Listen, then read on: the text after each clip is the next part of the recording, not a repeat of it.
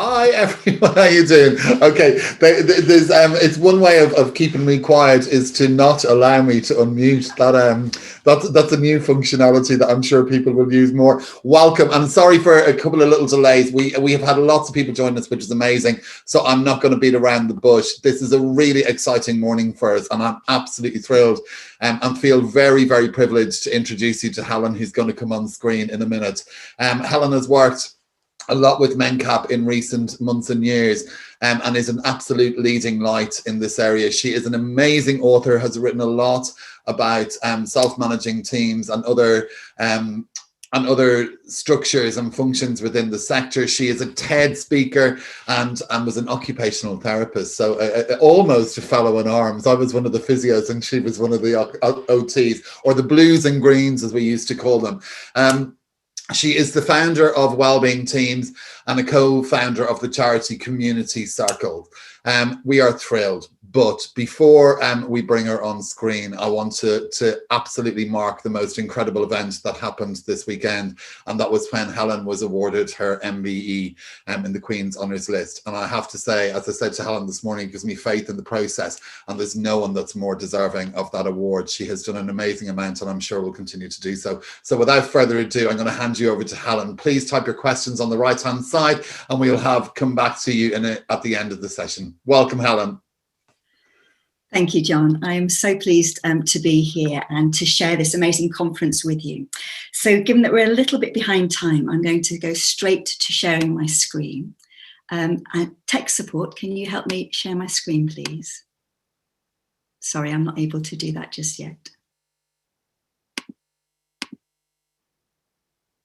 No, I'm still waiting to be able to share my screen. So I wonder if Alfie can help me with that. Hurrah, right.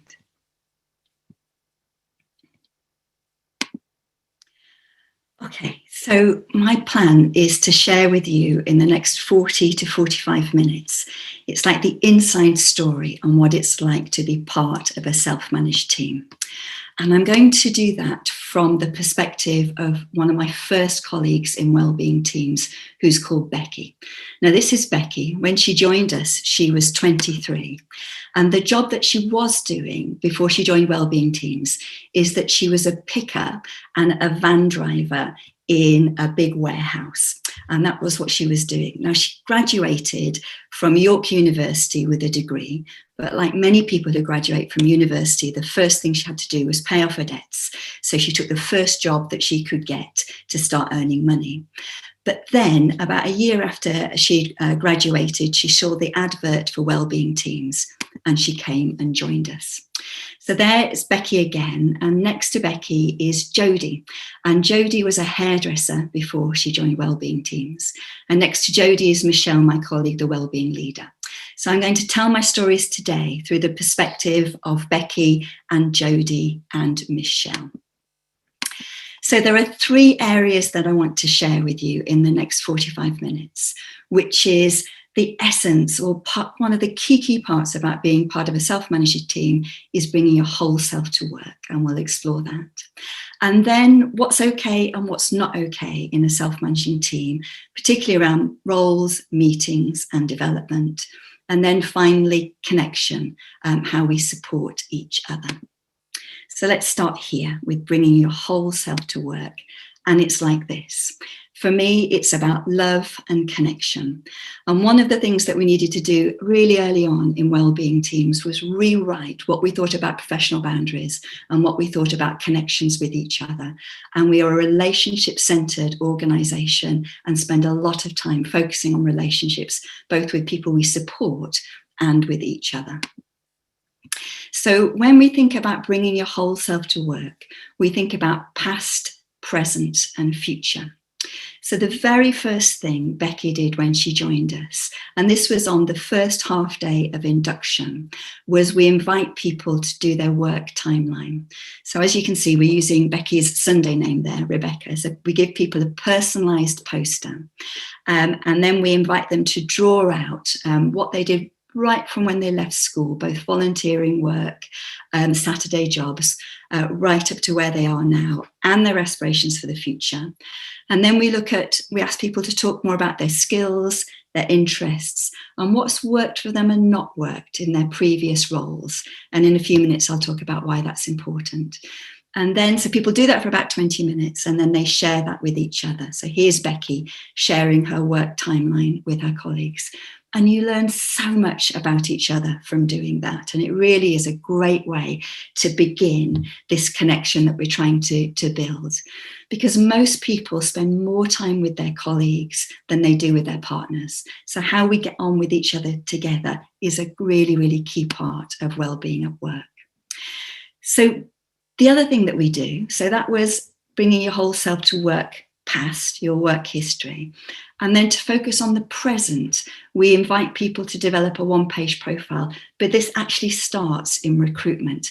Now, I know that many, many people in Mencap have already been using one-page profiles, but if it's new to you, I'd like to share a quick film to explain it.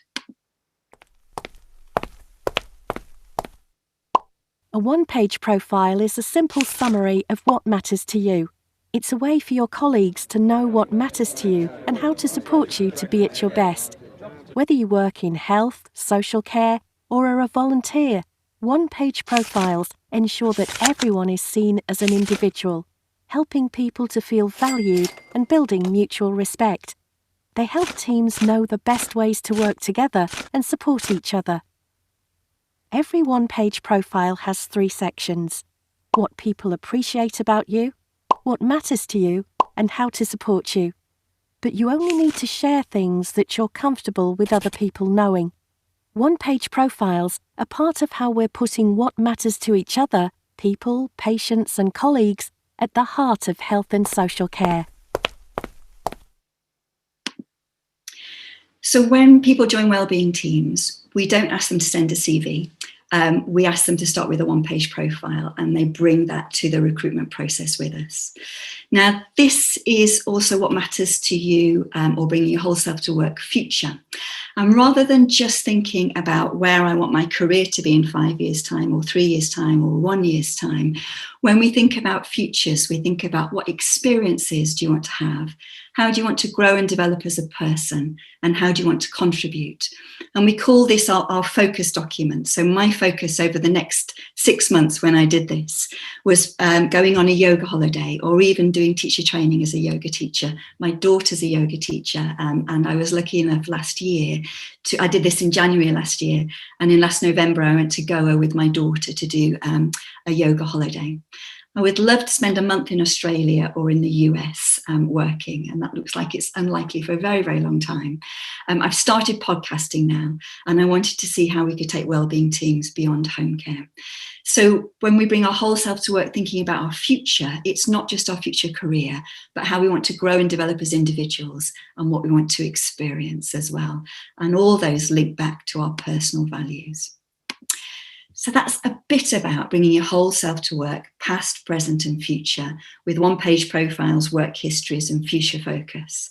But I think one of the things that makes self-managing teams very different to traditional organisations is how we think about the ways that we work together. So one of the first things that we do is that it's called operationalizing your values. So every organisation I'm sure you ever worked for has had a list of values. And I'm old enough to know when most organisations in learning disability services had a version of John O'Brien's 5 accomplishments. And things are slightly different now. One of the first values of wellbeing teams is compassion. But compassion to John or compassion to Sarah might mean something very, very different to compassion for me. So I think it's important that organisations are able to specify what they mean by their values, but to go further than that, to say what values and what behaviours would you see where we're really living that value, and what behaviours wouldn't you see because they don't reflect our value. And we use this again, way back into recruitment, so people are really clear what to expect if they take a role with wellbeing teams. So behaviours that reflect our value of compassion is that we're kind to each other and ourselves. So self-compassion is part of this. So kindness is what I'd expect people to see and feel in wellbeing teams. that we recognise our own feelings, we use them to ask for what we need, and we're able to ask for what we need from each other, and listening actively with empathy to each other's thoughts and feelings. What you wouldn't expect to see is gossip and talking about people, interrupting and talking over people, and being critical and judgmental of ourselves and others. So Brené Brown, who's one of my heroines or heroes, has a phrase that says, clear is kind. And I think in self-managing teams, that's part of what you'd see, that it's really clear what's okay and what's not okay as an organisation. And this is what's okay and not okay for us as an organisation, but also individually for your team. So if you joined a wellbeing team, you'd get these two documents. How we work is where the policies and procedures that we have in wellbeing teams are described. But you'll notice that's small and it's short. And one of the things that we did is reduce the traditional policies and procedures that you have in most organisations, which is often about 175 pages, to a mere 20 to 30 pages that says, this is what we mean by safeguarding. This is what we'd expect you to do, and this is what you mustn't do. And this is where to go if you need support. So really condensing and clarifying and making clear what's okay and not okay about how we work. And then the Wellbeing Team's Handbook is how self-management works. So everybody gets that. But then we invite teams to create their own team agreements. And these are the team agreements that Becky, so Becky was in the very, very first wellbeing team in Wigan 3 years ago. And these are the team agreements that her team came up with. And I really, really remember clearly Becky's contribution to that, which is the orange one at the bottom that says, if we don't know the answer, we find it. So the teams created these agreements together. They were up for every team meeting, and we'd review on a regular basis how the team was doing in meeting this. So clear is kind. How do we live our values in wellbeing teams? What do we expect around policies and procedures and self-management? And then how do teams want to work together? And I'm part of the National Wellbeing Team group, and we have our own team agreements as well. And ours are presented a bit differently because we are a completely virtual team. So mine sit inside my bullet journal. So the next thing that you'd see, certainly in wellbeing teams and lots of self-management teams as well, is really clear roles. So here you'll see Becky and Jodie again. So traditionally, a manager would do the schedules or the rotas for a team, but in wellbeing teams, you have somebody who does that responsibility. Now, her role is to share the schedule or the rota. It's developed around people we support and then around the commitments of team members. And it's created by the team, and the scheduler then makes sure it's uploaded into the system that we use. We have an hour-and-a-half meeting every week. And at the beginning, Patsy was our meeting facilitator.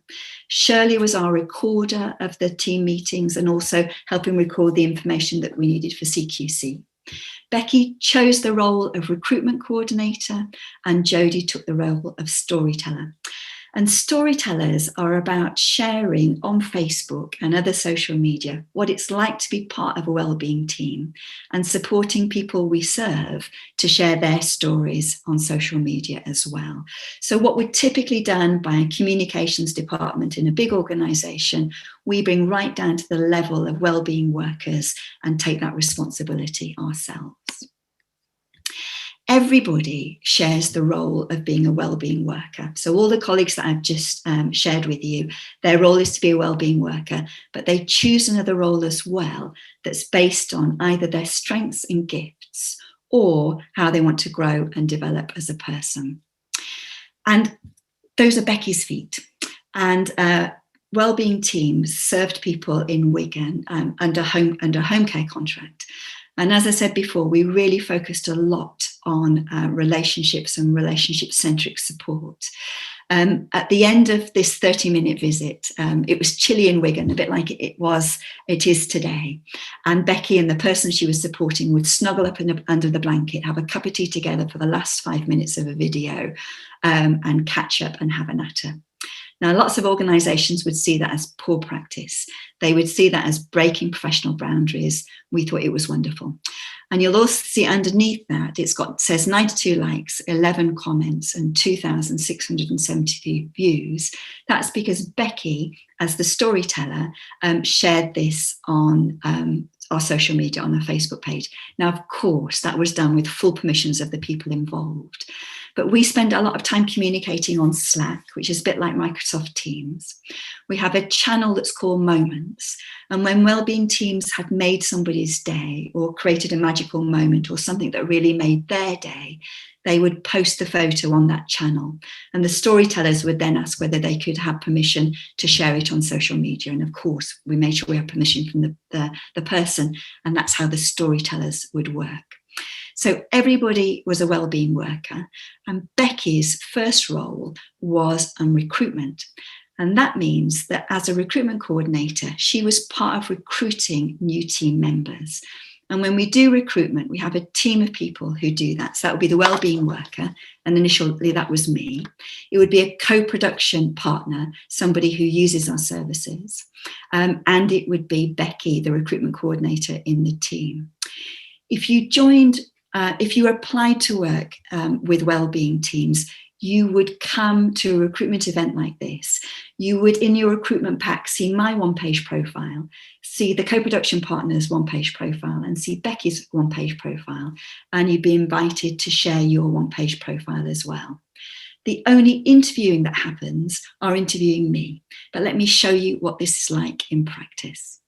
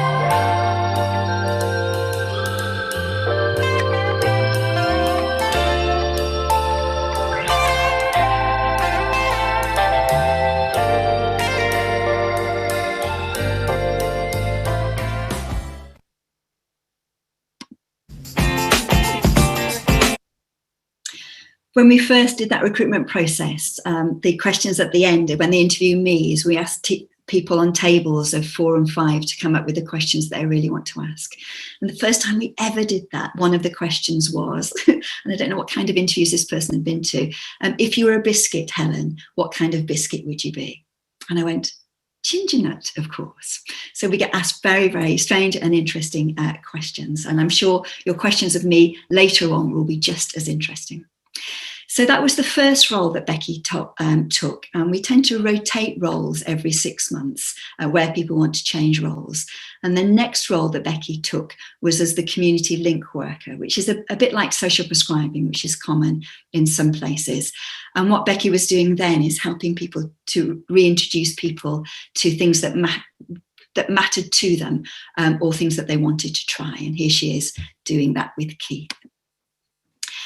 One of the things that we do in wellbeing teams is we invite people, as part of bringing their whole self to work, is to explore your gifts of your head, hands and heart. And we use this kind of profile at the beginning and induction to find out what the gifts of your head is, your hands and your heart.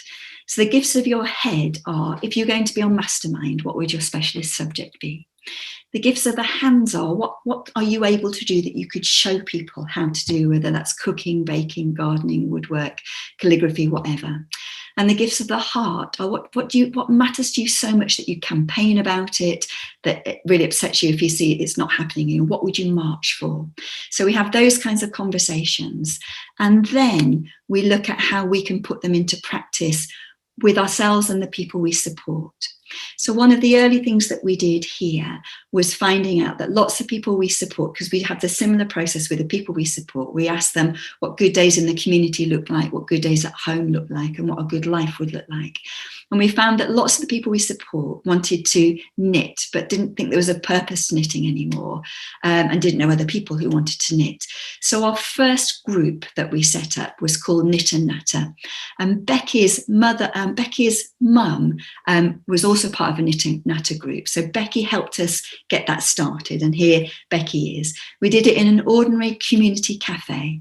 It happened on a Tuesday morning. We'd support people to get there, and it was an integrated event, so anybody could come to it. It was advertised on Facebook, and that was me dropping in as well. So the Knit and Natter group knitted with a purpose. They knitted to create blankets for Alder Hey Hospital for the special needs group, a special needs baby unit there. Often they did much more nattering than knitting. But for many people, well, lots of people we support, this was the first time they'd been out in 3 months from when we took over. So getting people out about in the community was a key thing that we paid attention to. And that was the first of our many groups. So we had different groups going on in the community. We had beer and a bet. We had lots and lots of different things like that.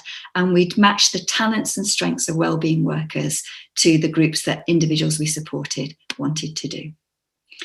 So that was how we had roles and matching roles to strengths. And the next thing I want to talk to you about is the importance of meetings. And when CQC came to inspect us, one of the things that they did was sit in on our meetings. But because for us, the team meetings and how they happened was really the beating heart of wellbeing teams and where you saw self-management happen. And let me tell you a bit about those. So the first thing that we do is check in, because knowing how we're feeling and developing deeper relationships with each other really, really matters. So when we were able to meet in person, we would have a check-in board that looks a bit like that. And as you were coming into the meeting, you'd have a sticky with your name on. There's a board like that, and you'd put your sticky where it is. So let's imagine John comes in with his sticky and he's feeling great this morning. So he takes his sticky with John written on it and puts it under great. If he's not feeling so good, he might put it under okay. If he's actually having quite a hard time, he would choose between meh, struggling, or having a tough time, or really not doing great. And now that our meetings are virtual like this, we have another way of doing that, which is with hearts. So every day in the morning, I see my colleagues checking in on Slack, which is a bit like Teams, and they'll simply post a heart. And again, it might be a pink heart, a blue heart, or green heart. They've been all blue this morning when I checked. And if somebody posts anything that looks like a gold, black, or broken heart, I can see colleagues direct messaging them and saying, what's going on? Is there anything we can do? Can we have a chat? So even now that most of our work is virtual, we're still looking for ways for checking in with each other and making sure we all know how we're doing. Then the first thing that we would do is what we call our Living Well at Home board. And this is where we're doing something similar about the people that we're supporting. Now, wellbeing teams now supports people living at home and people living with their families. In the early days, we just supported people under sort of a home care structure that meant that a team of about 10 people would support around 15 to 20 individuals living at home. And they may have a couple of visits a day, 4 visits a day, or just 1 visit a day. Now, every wellbeing worker would be a link worker for 1 or 2 people, and they would take responsibility for that person's support. So again, as you're coming in, you'd have a sticky, and let's imagine I was link worker for Pat and Henry. I would have a sticker with Pat's name on, a sticker with Henry's name on. When I was coming in, I would decide whether I thought they were off track, a bit off track, or on track in relation to their well-being. And you can see that our purpose is in front of us all the time, and our values are there as well. So it would take us 3 minutes to get all our stickies up so we could get a snapshot instantly about how everybody was doing. And then anybody that was off track or a bit off track, later on in the meeting, we'd say, what can we do that's within our influence that could change that and improve their well-being next week? So we had CQC come and inspect us, and on the 4th of January 2 years ago, and clearly that's etched into my memory. I'm delighted that we were the first social care organisation to get outstanding as a self-managing team with CQC in England. And I did this little film 15 minutes before they arrived to say, if I was doing a show and tell for CQC, this is what I'd say. It gives you a snapshot of how we use on track, off track and way off track. And you can see underneath that, we collect metrics at every meeting too. So it's the team decides how we use those metrics to improve what we're doing. So let me explain a bit more about how that works. In my film a few minutes ago, I said that my fantasy inspection would start with what we're proud of and how we're different. So I'm just going to take a few minutes to say this is what I would share if I was asked this. And what you can see at the moment is our Living Well at Home board. And this happens at every team meeting where we think about the people we support and who's off track, a bit off track or on track. And then we agree actions together around people who are off track or a bit off track.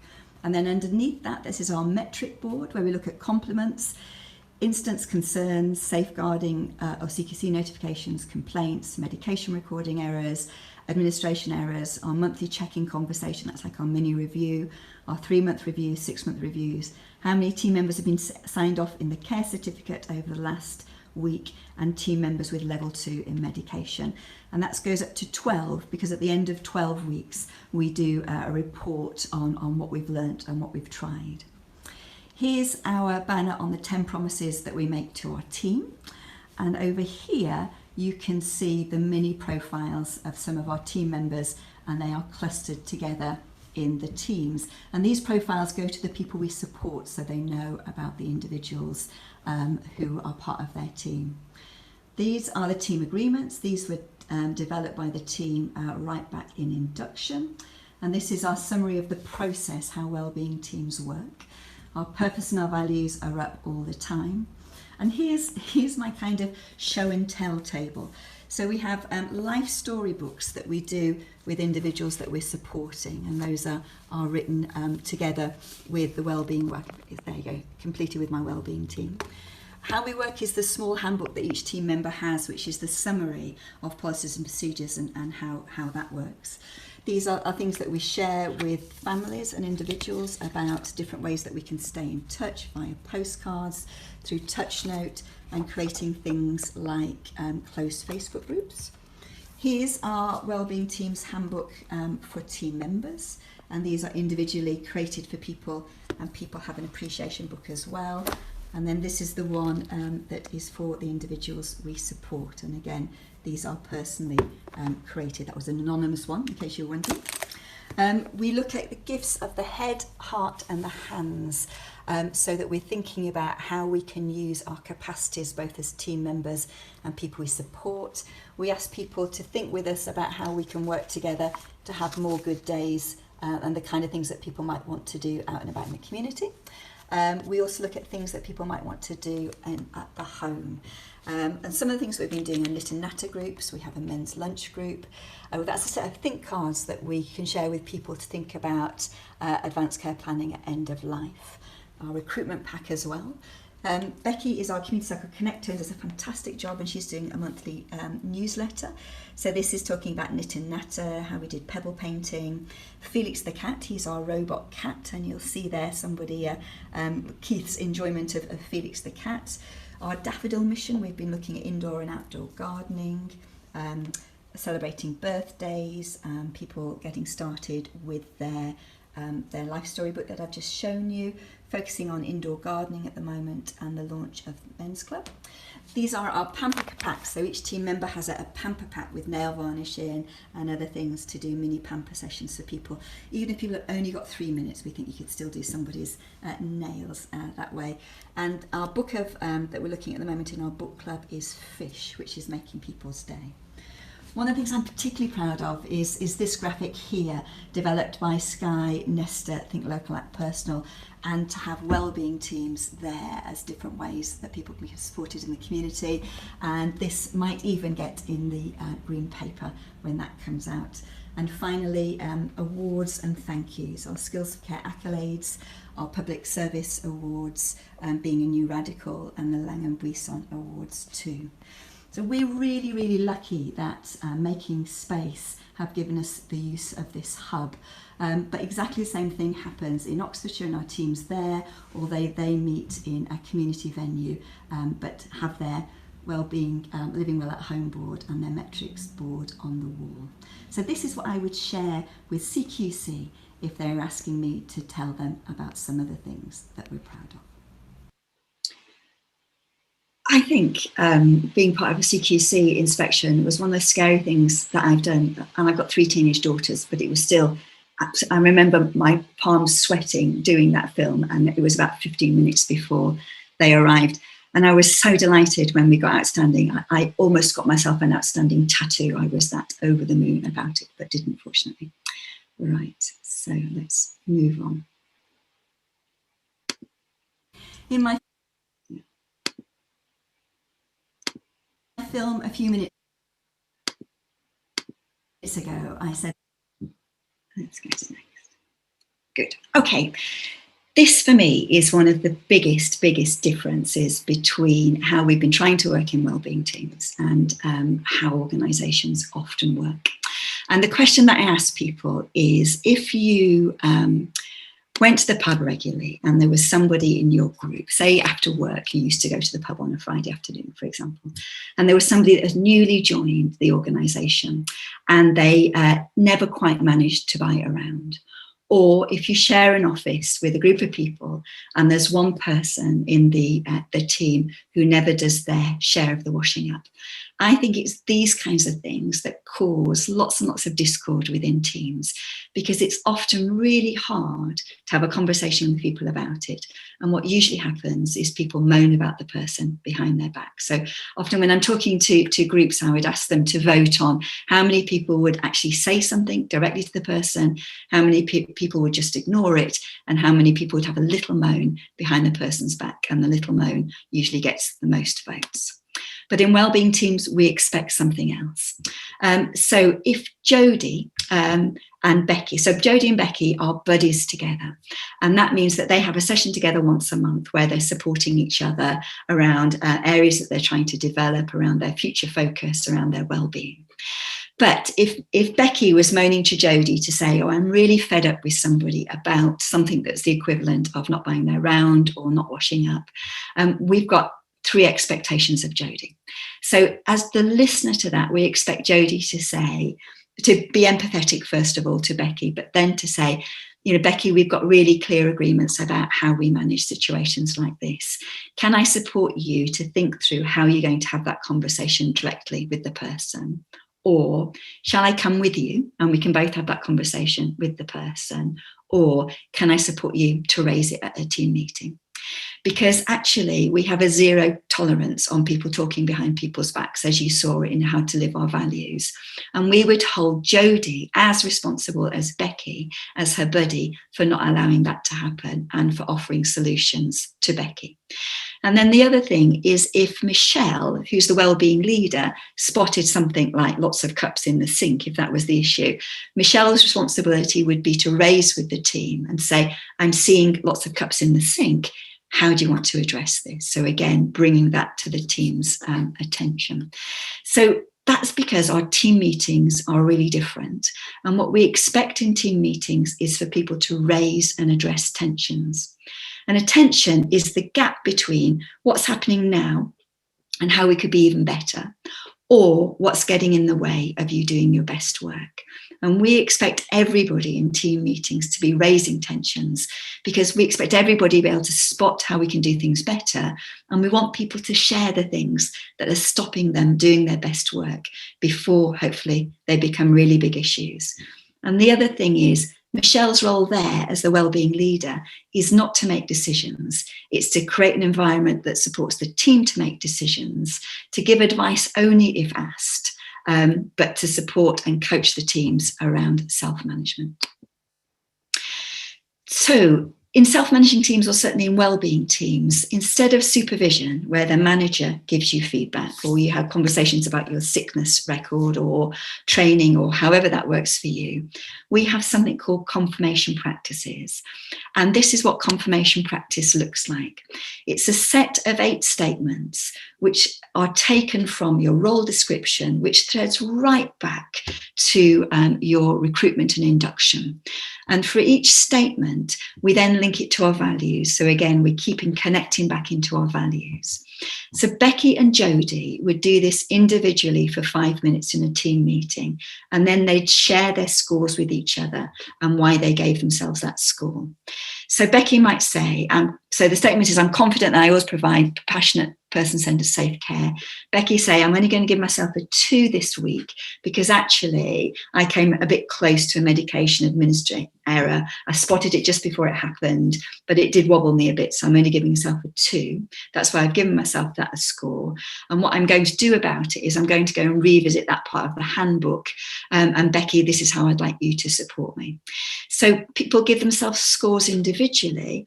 And again, if John and I were doing this, because I have my own confirmation practices in the national team, they're different to this because I have a different role. One of my roles is to share wellbeing teams nationally in the communication strategy. I might give myself a 3, and John might say to me, tell me why you gave yourself a 3, Helen, and you didn't give yourself a 4. Or Helen, tell me why you gave yourself a 3 and you didn't give yourself a 2. So I have to really think hard about why I gave myself that score and explain it to John. And then John will also support me in whatever actions I choose over the next 2 weeks if John and I were buddies. So confirmation practices for us replace supervision. They're coached initially. We have a really clear what 5 looks like for each of those and what 1 looks like for each of those. So if you're very confident, you can't just give yourself a 5 because we have something that we measure that against as well. And the other thing we do is review our team agreements. So the danger with team agreements, they can be a bit like ground rules that you might do on the beginning of a course. You spend 10 minutes doing them and then nobody ever looks at them again. So in wellbeing teams, I shared you our team agreements, the ones in front of my journal. These are the list of them. And then once every 6 months, and actually we're doing this again on Friday, 6 to 8 months, we give ourselves individually a score on how we think we're doing on our team agreements. Again, why we gave ourselves that score and what I'm going to do next to improve. So the emphasis on self-management is self-reflection and transparency and accountability to each other. And then I share. So on Slack, we've got a Slack channel that says, what are you going to commit to doing over the next 2 weeks based on your confirmation practices? So anybody in the team knows what I'm working on, not just my buddy, and can help me get better and better in the work that I'm doing. So the other difference is instead of annual appraisal, we do a team review and review how we think we're doing as a team, and buddies review focus planning with each other and possibly with the wellbeing leader as well. So let me show you what that looks like.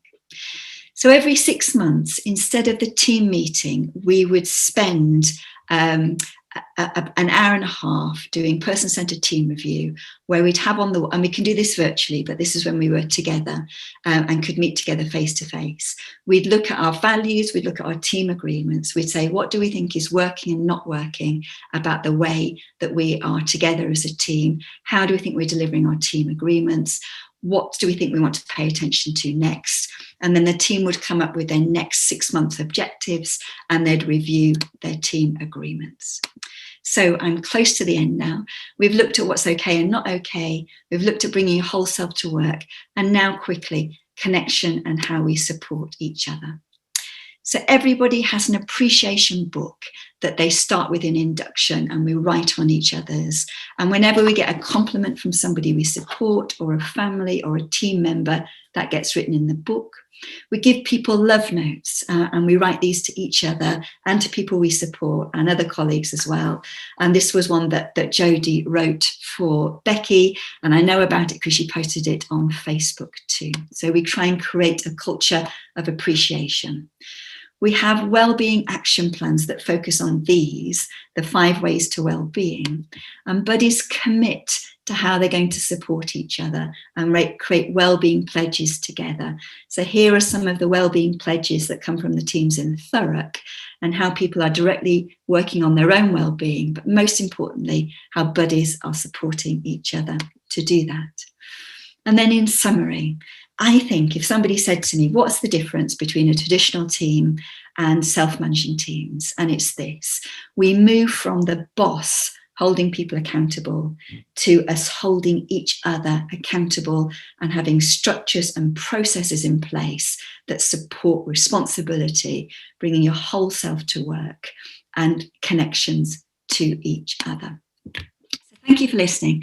If you're on LinkedIn, please come and find me on LinkedIn. Every week I do a 2-minute film on what we're learning around self-management, bringing your whole self to work and daring leadership. So I'd love to see you there. And John, I'm going to stop now and see what questions you've got for me. And I hope none of them are quite like the, if you were a biscuit, what kind of biscuit would you be? Fantastic, Helen. Thank you so much. And what an amazing presentation, and nothing less than we expected. I've seen you speak so many times and it really is inspiring. I know we're kind of tight for time, but I am going to go ahead and ask some questions, and I've tried to group them a little bit, Helen, if that's okay. So I'm going to go to the first one, which has been raised. They're not all exactly the same, but the theme is the same, from Jeff Hunter, and there's also one from Lucy Bolden and Anna O. And that is just asking, how did people adjust? So we know that you drew a lot of people from outside of the sector, but they will have been managed probably in a traditional style, etc. How did people adjust to all of that? What were the big challenges maybe they faced, and maybe what were some of the great things that they found after adjusting? Thank you. So I think there's 2 approaches here. What wellbeing teams were able to do is to recruit from scratch. And what we did was to make sure that that people knew what they were coming into. And again, this is Brené's Clear is Kind. So our recruitment process is structured about self-management, bring your whole self to work and delivering compassionate care. And things like you'll have seen on the film, it talked about what if cards. So the what if cards were both, what if you turned up at somebody's home and nobody answered the door? So that's, how can you use your common sense? But also, what risk did you take recently? Or talking about giving people feedback. So the things that we'd expect to see in self-management. And then after 3 months at the end of probation, you have to pass on self-management as well. And the coaches will be supporting people to develop their self-management muscle. So we really work hard at doing that. And we teach something called compassionate communication, which helps us have these more challenging conversations with each other when they're required. As a consultant, I'm also working with organisations who want to move towards self-management. And one of the things that we do there is support teams to think about what's getting in the way of them doing their best work and introduce practices, perhaps like confirmation practices, perhaps like team agreements, perhaps like one-page profiles, perhaps like the meeting structure that help them address the challenge that they're facing in the team. And we found that really helps people to get on board with it because they are choosing to work on a problem that they've identified as a team, as opposed to have something imposed on them. And we invite them to learn a practice. And we do it around something called a sprint. That means we practice it for 8 weeks and the team gets used to it that way. So rather than let's change everything to self-management right at the beginning, we start with how can we help each team member do their best work and gradually move towards greater autonomy and then eventually self-management. While some teams that are really excited about this might become prototype teams and want to go faster, further around self-management. So I think starting with where people are, asking them what's getting in the way of them doing their best work, and then introducing practices that support that. Great, thank you so much. The next one is kind of just a scale question. So, how many people are working in the wellbeing teams, and particularly how many people are you recruiting? So, Cassia P has asked this, and also Angela OC, around, does it work in large organizations, do you think? It absolutely does work in large organizations. And, I said you could introduce different practices. Well, I'm working in an organization in Australia, and the first thing they want to do is introduce values-based recruitment to make sure that everybody who now comes through the door is interested in great autonomy, in better autonomy at work, more autonomy at work, and self-management. So again, what you can do, first of all, is just change recruitment. So you're getting people who want to work this way. And that's a really, really good way of moving forward. With Thurrock, you saw that in the film that we offered 35 roles to 35 people because we were setting up 2 teams immediately. The very first wellbeing teams we were doing, they were also running traditional ways of recruitment. And what they'd say is we would invite 10 people for interview, 3 people would turn up. 3 people would accept and only 1 person would turn up. So we've seen a massive, massive difference to how many people turn up for the 3-hour workshops, which you can also do online, versus turning up for a half an hour interview, because it costs more to do that as in the person's time. It's easier to give up half an hour to do something to tick a box at a recruitment agency than it is to commit to doing your 1-page profile and turning up for 3 hours. So we think we're getting a really different caliber of people. So absolutely you can scale this, and value-based recruitment might be one way into that. Okay, the next question is kind of linked, Helen, and it's from Owen Bowden and Tracy Richards, who have asked quite a different question, but they're both about diversity. So how does this work for introverts or people who might not want to bring them whole selves to work? So people who want more of a divide between their professional and their personal life. Is it okay for them? And how do you help that journey maybe? I am an off the scale introvert, so I completely get that. And what we say to people is, we want you to bring your whole self to work because that is how you will thrive at work, being able to share your hobbies and interests. And the research says that you'll be much happier at work if you're working doing things that matter to you. And we invite you to do as much or as little of that as feel comfortable to you. But if somebody said to me, I don't want to share anything about my personal life or my private life, that's not who I am, and that's not how I want to work, you would not go through the recruitment process, really, because we are inviting people to start their 1-page profile. But if you're not comfortable about talking about bits about your family, what you watch on TV, what you do at the weekend, what brings your heart joy, I don't think it's okay for us to ask that information of the people we support. So I think this is about equity with people we support, that we need to be prepared to share some of the information that we expect people to share with us. Okay, so a little bit fast and furious. 2 more questions, and then I'll let you go if that's okay. So, have you tried to do any of the interviewing? This is from Diane Conway, but also a link to something that Angela OC has asked, which is, have you tried to do any of the interviewing or recruitment virtually in the last few months? And can it be used as a team building as well as just an interviewing process? It seems like that's true. Absolutely. Yeah. So we have been continuing to recruit this way. We will do it as you're doing now, except we probably have about 20 people on screen at the same time. We go into breakout groups to do exercises. The bits that we can't do are hand massage. So one of the reasons we do hand massage is to test out people's ability to do compassionate touch, but we found lots of other ways of checking this stuff out. I think we're seeing just as good results. What if cards come from our real experience. So by asking what if cards, we help people understand the kind of scenarios that you might experience as a wellbeing worker, so that you've got a good thing to expect as well. But absolutely, these are wonderful things to do for team building. Yeah. And the final question, which I think is a tough one, which is, well, not a tough one, but it's an aspiration for us all. Do you employ people with learning disabilities? This is from Bernadette C. Do you employ people with learning disabilities? Will you? How will you? All of those things that we ask ourselves at Mencap all the time. I'm off the scale introvert, as I said. I share my office with one person, and his seat is there.